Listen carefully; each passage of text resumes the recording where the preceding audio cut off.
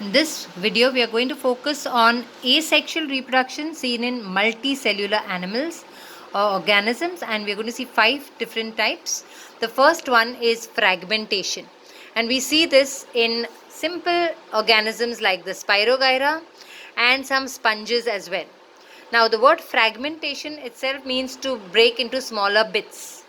So, when there is plenty of food and water around, the parent organism will collect a lot of food material and the nucleus will divide and all, and they break up into many parts and many segments, okay, and each segment is capable of living independently and growing independently into a new organism. So you can see the example of a sponge here, and you can see some sections or some parts are broken off and they flow with the water and they can develop into a new organism. Now, certain organisms can regenerate certain body parts. For example, a lizard, if it happens to break its tail due to some reason, it can grow back its tail again. This is because at the tail end area, the lizard has specialized cells which it can regenerate and multiply and build its own tail, but it cannot build any other part of its body because the specialized cells are only present in that area. Same way here you've got regeneration, and the example given in your book is planaria. The animal looks something like this, and here we have shown that we have cut the planaria is cut into these parts. The middle section, if it is only there, from the middle section the entire head and the tail can be grown, and if it is from the head, only the head is there, from the head the entire organism can grow. Similarly, from the tail also, if only the tail is left, can grow. So here we see that planaria has specialized cells in almost every part of its body, everywhere, so it can regenerate any part of its body. The next type is budding. We have seen the word budding in unicellular organisms, that's with the help of an example called yeast, and here again the word budding comes in multicellular organisms.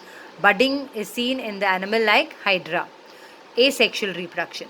So hydra also has these specialized cells or regenerative cells. At certain parts of the body, the adult hydra will start growing a tiny bud, and that bud will start growing and develop tentacles and all other organs. But it still shares its body cavity and its dermal layer, that is the outermost cover, with the parent.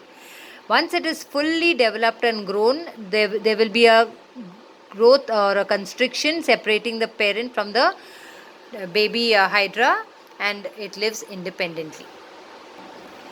And the next example, is vegetative propagation.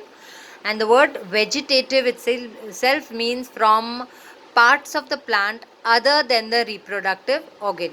So plant's reproductive organ is generally the flower, which takes part in sexual reproduction, but other parts of the plant can also be used to reproduce a new plant.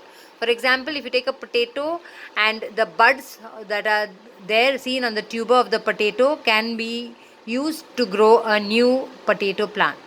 Likewise, in Bryophyllum, the leaf has got notches, and in the notches, through the notches, if the leaf is detached and put into the ground, from each of these notches a new plant is capable of growing. Then certain roots, for example carrot or radish, they are roots.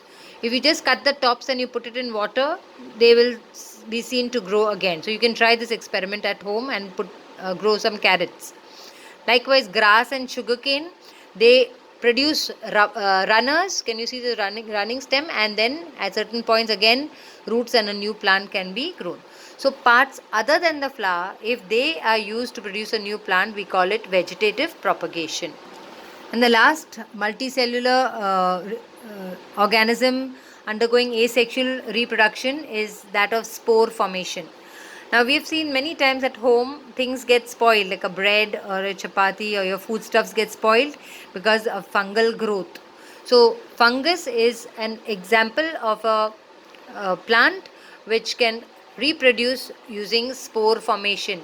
The body of the fungus is made up of many fine filaments that vertically move upwards, grow upwards, and they finally end up in a bag-like structure called as the sporangium.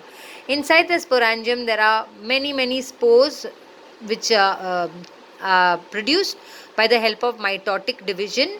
And when the spores are mature, the sporangium or the bag-like structure bursts, releasing the spores. And when these spores fall on a suitable substratum with enough of moisture and food, they will grow again into a new organism. So this is spore formation.